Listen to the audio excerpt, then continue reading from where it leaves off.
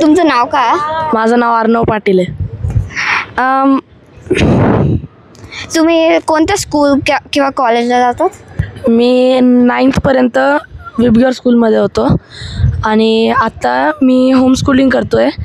Pros edu म्हणून एक institute आहे तिकडनं. मग तुम्ही आता तुमचं स्कूल आणि हे क्रिकेट कसं मॅनेज करतात?